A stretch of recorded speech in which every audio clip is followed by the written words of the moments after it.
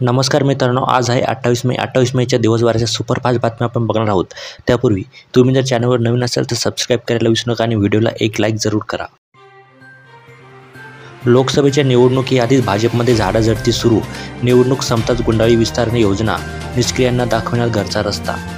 कोकण पदवीधरसाठी अभिजित पानसे मनसेचे की महायुतीचे? मनसेकडून उमेदवारी जाहीर, भाजपने तोडजोड केल्याची चर्चा. शरद पवार यांचे ते विधान धांद्यात खोटे, 2004 वरून अजित पवार यांचा पलटवार. आता विधानसभेच्या जागावाटपावरून महायुतीत रच्चीखेच. यंदा मतदानाचा टक्का घसरला, फायदा नेमका कोणाला होणार? तिसऱ्यांदा विजय होण्याचा भाजपला विश्वास, इंडिया आघाडीला आश्चर्यकारक यश मिळण्याची आशा. महाराष्ट्र हरियाणा यांनी वाढवली भाजपची चिंता, दिवाळीपूर्वी 3 राज्यात विधानसभा निवडणुका. इंडिया बैठकीला तृणमूलचा नकार, 1 जून रोजीच्या अखेरच्या टप्प्यातील मतदानाचे दिले कारण. मोदींनी लाडूचे कौतुक केल्याने लोकांच्या लागल्या रांगा, म्हणे लाडूबद्दल वेगळाच उत्साह. भाजप कार्यकर्त्यांनी विजयाच्या आशेने सुरू केले आगाऊ बुकिंग. मुंबई दिल्लीत ज्यांचे वर्चस्व त्यांचीच इथे केंद्रात सत्ता, गेल्या 40 वर्षापासून ट्रेंड कायम. यावेळी काय होणार?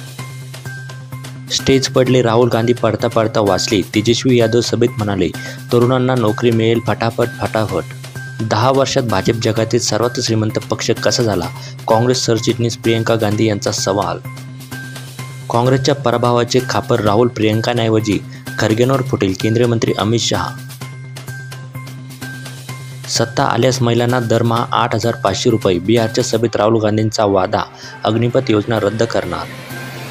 निवडणुकीच्या विजयाचा उन्मान नको, पराभवाने खचू नका, अजित पवार यांचा कार्यकर्त्यांना सल्ला.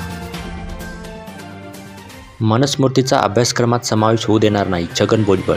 चातुर्यवर्ण परंपरा मान्य नाही.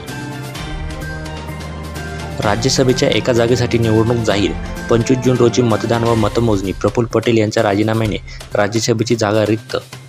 काश्मीरात 35 वर्षात प्रथमच विक्रमी मतदान, लवकरच विधानसभा निवडणूक होणार, मुख्य निवडणूक आयुक्तांकडून सकारात्मक संकेत. कोकण पदवीधर मतदारसंघात 12 वर्षात एकही काम झाले नाही, अभिजित पानसे आरोप करत रिंगणात दाखल. पंतप्रधान मोदींवर टीकास्त्र, बख्तियारपूरमधील सभेला केले संबोधित. अदानींवरून राहुल गांधींची टीका. विधानसभा निवडणुकीत जरांगे उमेदवार उभे करणार, निवडणुकीसंदर्भात मनोज जरांगे यांचे शरद पवार गट काँग्रेसमध्ये विलीन होणार, अजित पवारांच्या गटातून राष्ट्रवादी कायम